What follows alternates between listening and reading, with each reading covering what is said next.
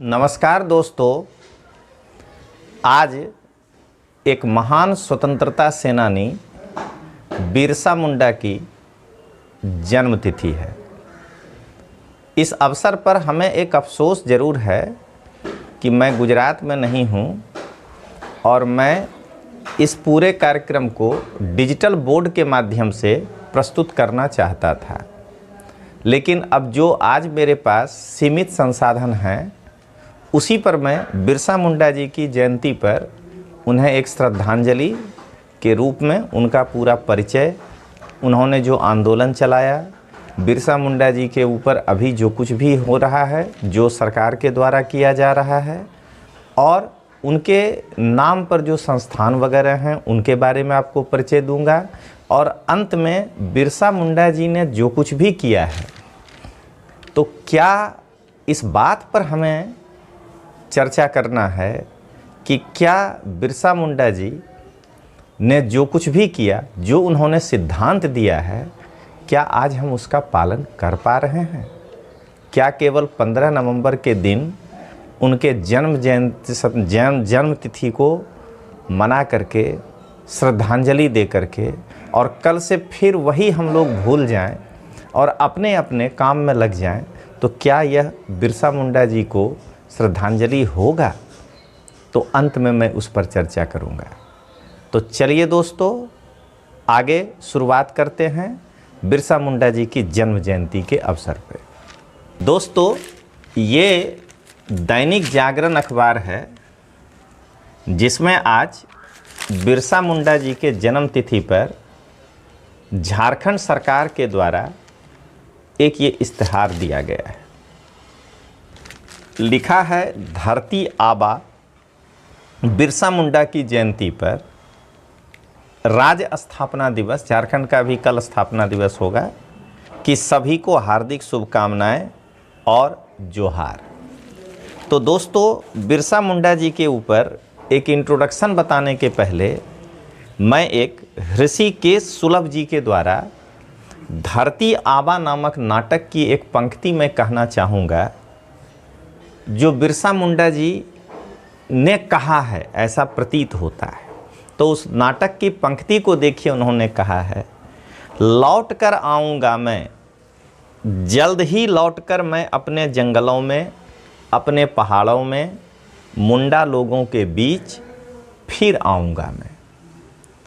तुम्हें मेरे कारण दुख ना सहना पड़े, इसलिए माटी बदल रहा हूँ मैं अपना शरीर बदल रहा हूँ। उलगुलान ख़त्म नहीं होगा, अभी आगे पढ़ेंगे उलगुलान क्या है। उलगुलान ख़त्म नहीं होगा, आदिम खून है हमारा। भूख, लांछन, अपमान, दुख, पीड़ा ने मिलजुल कर बनाया है इस खून को। इसी खून से जली है उलगुलान की आग। यह आग कभी ना बुझेगा, कभी नहीं, जल्द ही लौट कर आऊँगा। दोस्तों, अगर इस कविता के साथ इनका इंट्रोडक्शन शुरू किया जाए तो यह एक आकर्षक इंट्रोडक्शन हमें लगता है कि होगा।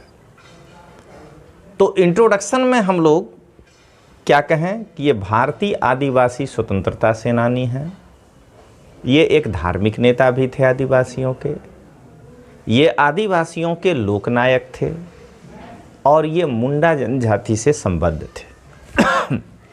19वीं शताब्दी में स्वतंत्रता आंदोलन के इतिहास में ये एक मुख्य व्यक्ति थे। इनके विद्रोह का मुख्य केंद्र खूंटी, तामार, सरवाडा और बंदगांव था। और सबसे बड़ी बात है कि इनका चित्र भारतीय संसद के संग्रहालय में है, जो किसी भी आदिवासी नेता को दिया गया सर्वोच्च सम्मान है। तो चलिए दोस्तों, अब इसके बाद इंट्रोडक्शन के बाद हम लोग शुरू करते हैं इनकी प्रारंभिक जीवन। अब दोस्तों, हम लोग बिरसा मुंडा जी के प्रारंभिक जीवन के बारे में जानें कि इनका जन्म 15 नवंबर 1875 ईस्वी में झारखंड के खूंटी जिला के उलीहातू गांव में हुआ था। दोस्तों, झारखंड के खूंटी जिला का यह अर्कीसीडी ब्लॉक के अंतर्गत आता है, लेकिन जिस समय इनका जन्म हुआ था यह बंगाल प्रेसिडेंसी का भाग था। इनके पिता का नाम सुगना मुंडा, माता का नाम करमी हट्टू, इनके भाई कोमता और पासना थे, जबकि इनकी बहन चंपा और दासकीर थी। इनकी प्रारंभिक शिक्षा जयपाल नाग ने इन्हें दी। पढ़ने में ये काफ़ी तेज़ थे, इसलिए जयपाल नाग ने यह सलाह दिया कि इन्हें जर्मन मिशन धार्मिक स्कूल में एडमिशन कराया जाए। जहाँ ये तो बच्चे थे उसमें, वो गए और इनका धर्म परिवर्तन कराया गया।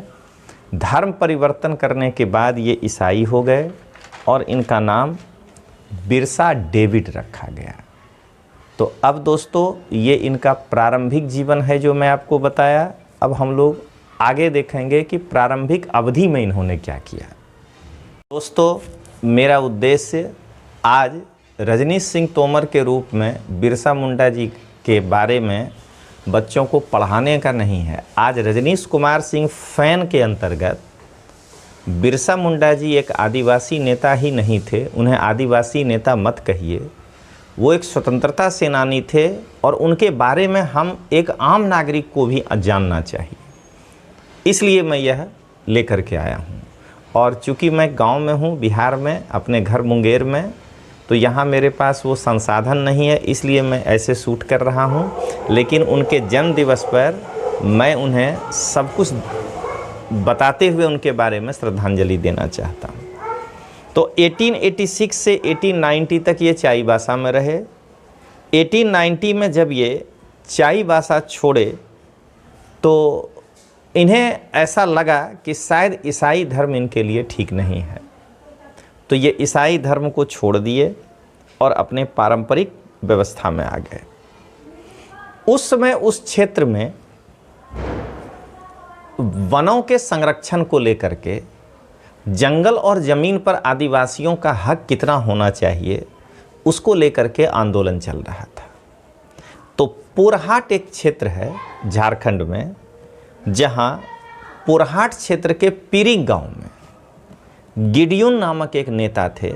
उनके नेतृत्व में संरक्षित वन में मुंडाओं के पारंपरिक अधिकारों पर लगाए गए प्रतिबंध के विरोध में आंदोलन की शुरुआत हुई। ये बिरसा मुंडा के जीवन का पहला आंदोलन था जिसमें उन्होंने भाग लिया था। उसके बाद इस आंदोलन में उनके द्वारा लिए गए बेहतर निर्णय और नेतृत्व के कारण उनका नाम चारों ओर फैलने लगा।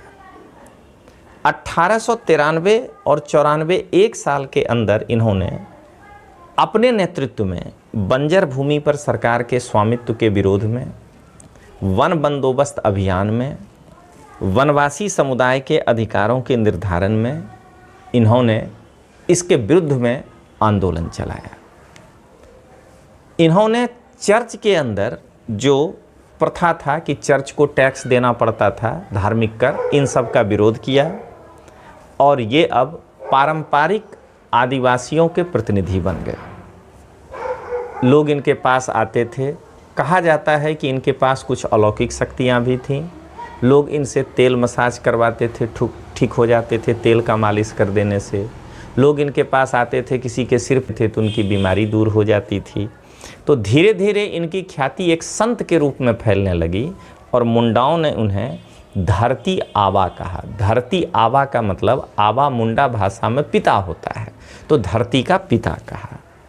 अब दोस्तों, हम लोग आगे देखेंगे कि आदिवासी आंदोलन में इनकी मुख्य भूमिका क्या रही। अब हम लोग देखते हैं आदिवासी आंदोलन में उनकी भूमिका। दोस्तों, ये वीडियो हमें यहाँ से गुजरात भेजना पड़ता है, इसीलिए हमें कट कर करके बनाना पड़ रहा है। तो इस असुविधा के लिए हम क्षमा चाहते हैं, लेकिन मैं चाहता हूँ कि आप तक ये संपूर्ण बात पहुँचे। सबसे पहले उन्होंने एक लोकप्रिय नारा दिया। वो नारा था, अबुआ राज एटे जान, महारानी राज टुंडू जान, अबुआ राज एटे जान, महारानी राज टुंडू जान, यानी महारानी का राज समाप्त हो गया, अब हम आदिवासियों का राज स्थापित हो गया है। दरअसल हुआ क्या था कि उस क्षेत्र में जब सरप्लस उत्पादन नहीं कर पा रहे थे आदिवासी, तो उसको देखते हुए अंग्रेज़ों ने उन क्षेत्रों में गैर आदिवासियों को बसाना प्रारंभ किया।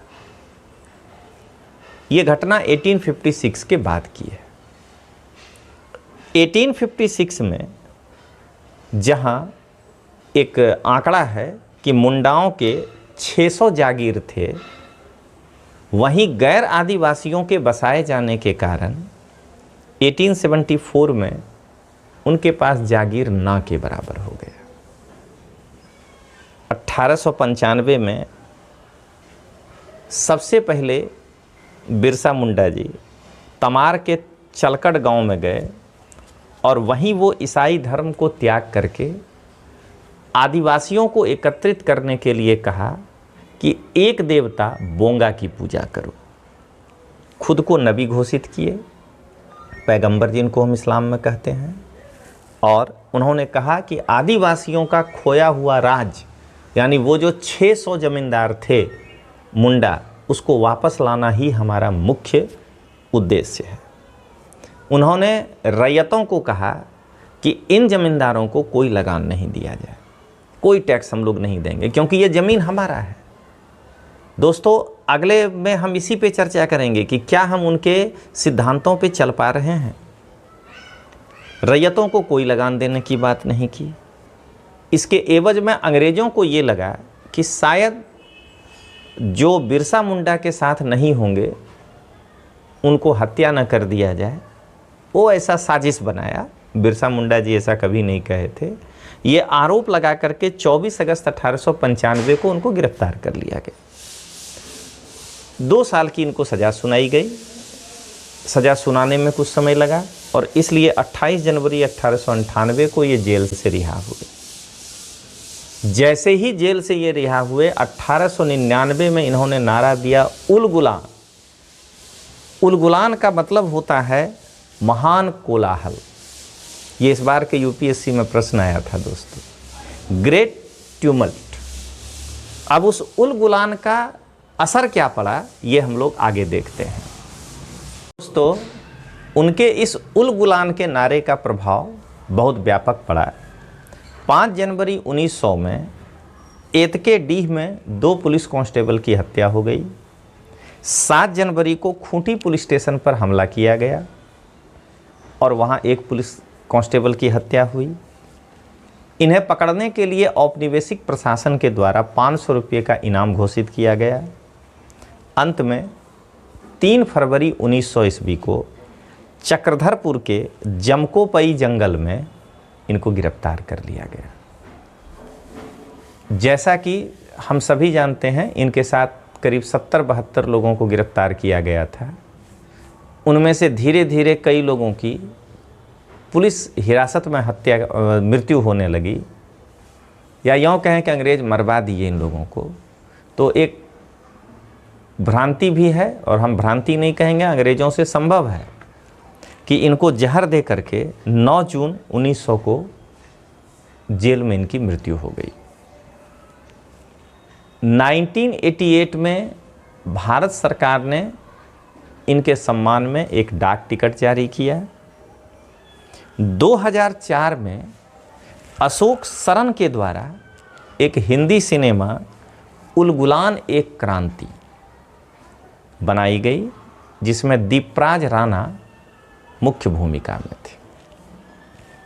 राजेश मित्तल के द्वारा 2004 में ही Birsa Munda the black iron man कह के एक हिंदी फिल्म बनाया गया, जबकि 2008 में इस्माइल दुरान के द्वारा गांधी से पहले गांधी शीर्षक से बिरसा मुंडा के जीवन पर एक फिल्म बनाया गया।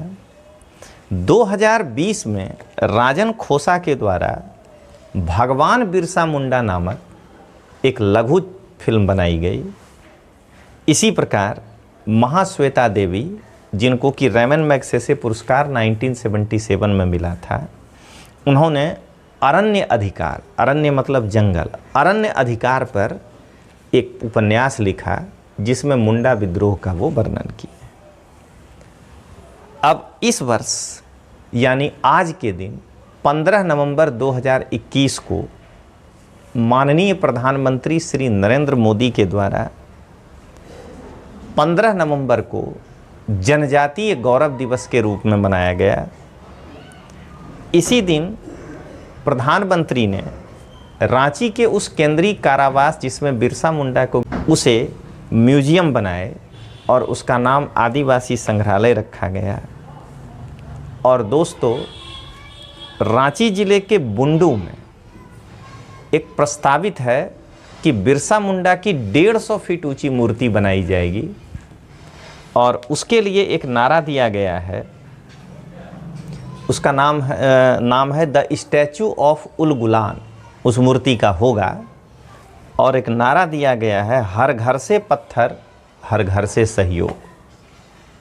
तो ये बिरसा मुंडा के आदिवासी आंदोलन से उनके मृत्यु तक की कहानी है। अब इसके बाद देखें उनके नाम पे कौन कौन से संगठन हैं और तब अंत में देखेंगे कि क्या बिरसा मुंडा के सिद्धांतों का सही पालन हम लोग कर पा रहे हैं। तो चलिए आगे देखते हैं उनके संस्थान और संगठन। संस्थान और संगठन जो बिरसा मुंडा के नाम पर है, तो 1981 में झारखंड के, उस समय तो बिहार था, रांची के कांके नामक स्थान पर बिरसा कृषि विश्वविद्यालय की स्थापना की गई। 1945 में झारखंड के सिंदरी में Birsa institute of technology BIT है। 1961 में खूंटी में बिरसा कॉलेज की स्थापना की गई। 2010 में ममता बनर्जी ने नाम परिवर्तित किया है, पुरुलिया विश्वविद्यालय का नाम बदलकर सिद्धू कान्हू बिरसा विश्वविद्यालय रखा है। रांची में हटिया के पास हीनू नामक स्थान पे बिरसा एयरपोर्ट है, बिरसा हवाई अड्डा जिसको हम लोग कहते हैं। और गुजरात सरकार के द्वारा 1 अप्रैल 2017 को नर्मदा जिला के राजपीपला में बिरसा मुंडा जनजाति विश्वविद्यालय की स्थापना की गई है। तो ये बिरसा मुंडा के अचीवमेंट्स हैं दोस्तों। और इसके बाद अब लास्ट रहेगा कि क्या हम लोग उनके सिद्धांतों का पालन कर पा रहे हैं। तो चलिए अब इसके अंतिम पार्ट को देखेंगे। दोस्तों, आज आपको मेरे इस लेक्चर में काफ़ी असुविधा होगी, मुझे 2-2 मिनट का ही बना करके एक ब्रेक करना पड़ रहा है, क्योंकि इसे हमें व्हाट्सएप के थ्रू भेजना पड़ता है गुजरात, और वहाँ ये कंपाइल हो करके आपके लिए लेक्चर बनकर आ रहा है। तो चलिए अब इसके आगे के अंतिम पार्ट को देखते हैं। तो बिरसा मुंडा जी के बारे में अब जहाँ तक मुझसे हो सका उनके सामने, मैं तो एक छोटा सा इंसान हूँ, क्योंकि आपने उनके हिम्मत को देखिए। ब्रिटिश सरकार से लड़ना है, हम लोग अपने सरकारों के गलत कामों के विरुद्ध नहीं बोल पाते हैं डर से। तो उनके सामने तो मैं बहुत ही छोटा इंसान हूँ, लेकिन जहाँ तक मेरी समझ थी, मैं आपको आज उनके जयंती पर श्रद्धांजलि के रूप में ये प्रयास किया कि एक आपको सिंपल इन्फॉर्मेशन दे सकूं।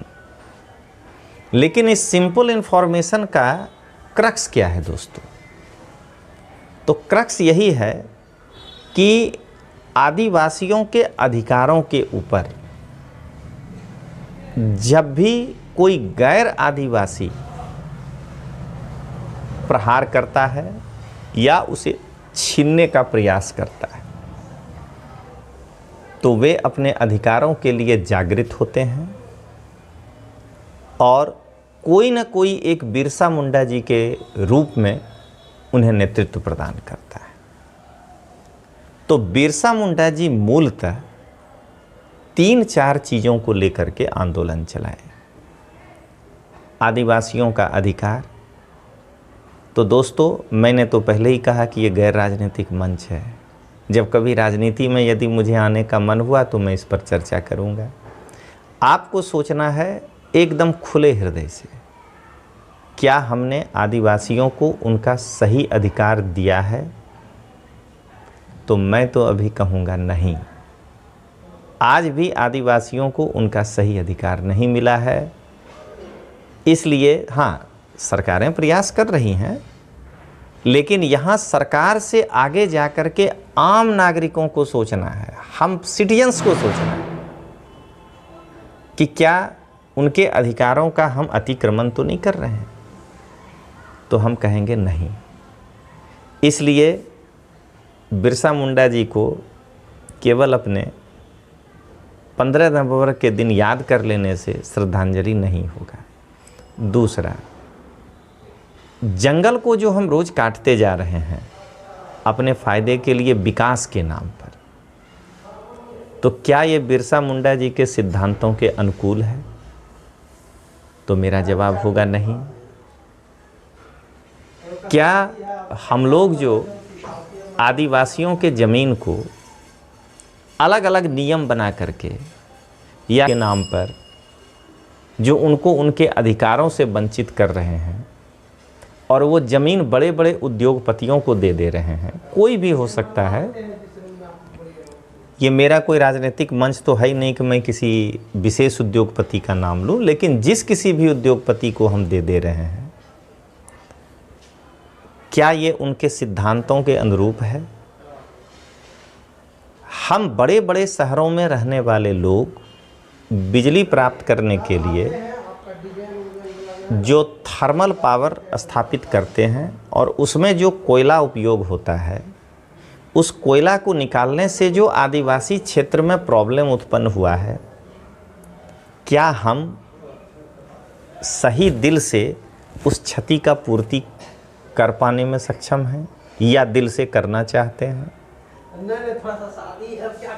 पर यूनिट बिजली का कीमत अगर 7 रुपया हुआ है, तो आज मैं एक आवाज़ उठाता हूँ कि क्या हम सब नागरिकों का ये जिम्मेदारी नहीं है कि सरकार से ये सलाह दें कि इसमें एक क्लियर एक ऐसा कॉलम बनना चाहिए कि 1 रुपया पर यूनिट उनमें से आदिवासियों के लिए होना चाहिए जिन क्षेत्र से हम वो कोयला प्राप्त कर रहे हैं। या दोस्तों, विकास के नाम पर जो हम बड़े बड़े बांध बनाते हैं जिससे उनका क्षेत्र डूब रहा है, जंगलों का विनाश हो रहा है, उनके गांव डूब जा रहे हैं, क्या केवल विस्थापितों के पुनर्वास के कर देने से उनकी समस्याएं सॉल्व हो जाएंगी? आप कभी भी एक बार अपने मर्म हृदय से सोचिएगा, क्या हमको आपको कोई करोड़ों रुपया दे के कहे कि ये तुम अपनी मातृभूमि को छोड़कर कहीं और जाके बस जाओ, तो क्या हमें स्वीकार्य होगा? तो क्या उनको स्वीकार्य होगा? हम जो बार बार जंगल काट रहे हैं उससे जो ग्लोबल वार्मिंग को बढ़ावा मिल रहा है, उनके क्षेत्र में जो तापमान में वृद्धि हो रही है, क्या वो बेचारे हमारे जैसा एसी खरीद करके अपने मकानों में रहेंगे? पुनर्वास के नाम पर उनको उनके गांव से जो हम बड़े बड़े शहरों में लाकर बसा देते हैं, क्या वो यहाँ आकर के स्किल्ड हैं? वो अपने जंगलों के साथ स्किल्ड हैं, वो स्किल्ड पर्सन हैं, लेकिन यहाँ वो हैं तो नहीं। तो दोस्तों, मैं बिरसा मुंडा जी के जन्मदिन पर कक्षा में पढ़ाता था तो मैं बार बार यही कहता था कि पहाड़ों की ऊर्जा और आदिवासियों के ज़मीन से निकले हुए कोयले से जो हम लोग जितना ऊर्जा ले रहे हैं और उस ऊर्जा से जो अपना विकास कर रहे हैं आर्थिक, चाहे मैं क्लास चलाता हूँ तो मुझे फीस मिलता है, कोई उद्योगपति है, कोई टोटो गाड़ी ही चलाता है बैटरी से, तो क्या हम जो उनके संसाधनों का उपयोग करके और हम जो अपना विकास कर रहे हैं, तो क्या हम नागरिकों का यह कर्तव्य नहीं बनता है कि हम लोग उसमें से स्वच्छ दिल से स्वतः कुछ न कुछ निकाल करके उनके लिए दें या कुछ करें? तो दोस्तों, आज का यह व्याख्यान यहीं तक, और जाते जाते मैं यही कहूँगा, धरती आबा बिरसा मुंडा के जन्म दिवस पर उन्हें हार्दिक श्रद्धांजलि। और हम सभी उनके सिद्धांतों पे चलें, आदिवासियों को जंगल ज़मीन का अधिकार मिले। और अंत में दोस्तों मैं कहूँगा, जय जोहार, जय जोहार। तो धन्यवाद दोस्तों, अगले वीडियो का इंतज़ार करिएगा।